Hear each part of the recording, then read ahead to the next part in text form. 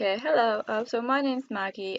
My research project was looking at how medical illustration developed after the collapse of the Roman Empire in 476 CE and why it is continuously chosen over advanced forms of image making. So at the beginning of my research, I came across this quote, probably no issue in medicine has caused as much controversy and dilemma scientifically, educationally, and morally as dissection of a human cadaver.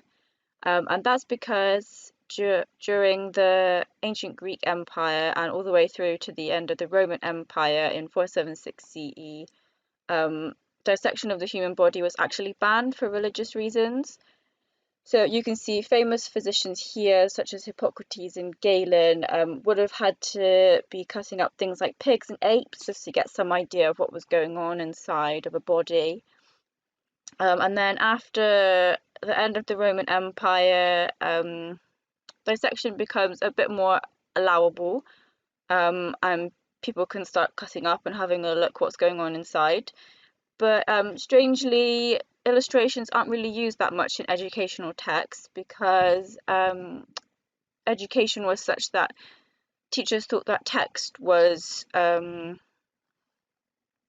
satisfactory for teaching students. So you can see here images such as the Zodiac Man and the phlebotomy man were more to illustrate concepts rather than what was actually going on inside the body. And then the first person to effectively use medical illustrations in educational texts was Andreas Vesalius in 1514. And you can see here one of his images. So he would actually pay artists to come in and do very detailed drawings of human bodies and different parts of the bodies for his students. And you can see in this image there is a beautiful marriage between a piece of art, but also something that is accurately showing the human body. And that goes on for a while. And then in 1911, there's the creation of the first school of medical illustrators at Johns Hopkins University in America. And this sort of has a big effect on medical illustration because previously it was artists that didn't really have much knowledge of medicine that would be creating these paintings and these drawings for educational texts. But now there is the opportunity for students to study medicine alongside illustration. So it sort of became a craft in its own. So that's why I think medical illustrations, such as you see here, there's a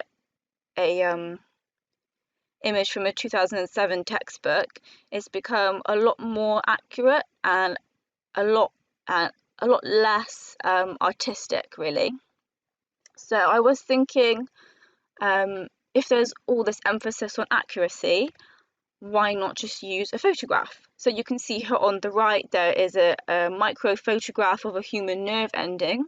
So obviously we as humans have the capability to now photograph extremely small things. So we have the technology and it's there. So I did this survey of 10 medical textbooks, and 8 out of 10 of them, more illustrations were used than photographs. And so I was just wondering why. So I came up with a few ideas. So illustrations can be a lot cleaner. In the body there's a lot of blood. If the patient is still alive and you want to photograph something, maybe there would be tissue or other organs in the way and you wouldn't really be able to photograph something properly. With illustrations as well, you have the ability to enhance certain important areas or features, so you can really make them stand out to the student so they can really see what they're looking at. You can change the colours of things to highlight things as well. And I also came up with I also thought of the ideas of students feeling squeamish when they look at these images. I know I do in horror movies and things like that. I don't like to see things, people being cut open or blood and stuff like that. So I think if a student was looking at these images, it might affect their learning and it might affect their ability to actually want to look at the image. And then some people that I read also had the idea that with illustrations you don't personify the image as much. So with a photograph there is the danger that you would immediately recognize that as a person. And even some people said that maybe you personify it so much that you imagine it as yourself, so you would imagine it's you being cut open or things like that. So those were a few problems with photographs that I found. And as part of my research as well, I also looked at illustration in use during the global pandemic of COVID-19. So I did notice at the start of the pandemic, there were a lot of illustrated infographics around the campus toilets. They started being put up, and around the start of the pandemic as well, I saw these adverts on the app Instagram. So it got me thinking, why were illustrations used? Why not, photographs of people washing their hands and things like that? So I think the thing is that the illustrations, especially the ones on the right on Instagram, are a lot more colourful, they're a lot more lively, they're more interesting to look at, and they would definitely be something different probably on the timeline of someone who's maybe scrolling, and I think they would be more likely to stop and look at this image rather than probably a photograph of someone's hands.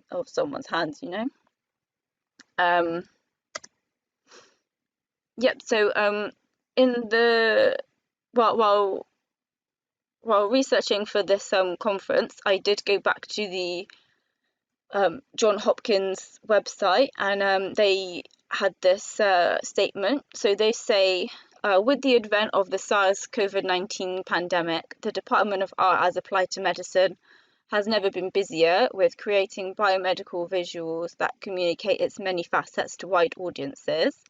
From COVID-19 test kit collection techniques to the virus structure, targeting its lifestyle, understanding how to cope with COVID-19 for diabetes patients, and hot zone procedures, many great collaborations have taken place across campus in partnership with our department. So you can see they were actually involved so the students at the university were involved in making this illustrated video for doctors showing them how to properly test for COVID-19. And one of the lecturers was involved in this educational infographic about social distancing on the right. So you can see that medical and medical related illustration is still very relevant and very high in demand, especially these days. And something else that I just wondered, looking at the situation now, I did notice that on television there are a lot less illustrated adverts and more actual footage from real people. So I was just wondering what the difference is between social media and television, and why there are more likely to be illustrations or illustrated adverts on apps like Instagram rather than on the television. That's not really something that I have an answer for, it's just something that I was interested in. So thank you very much for listening to my talk, and if you have any questions, please let me know.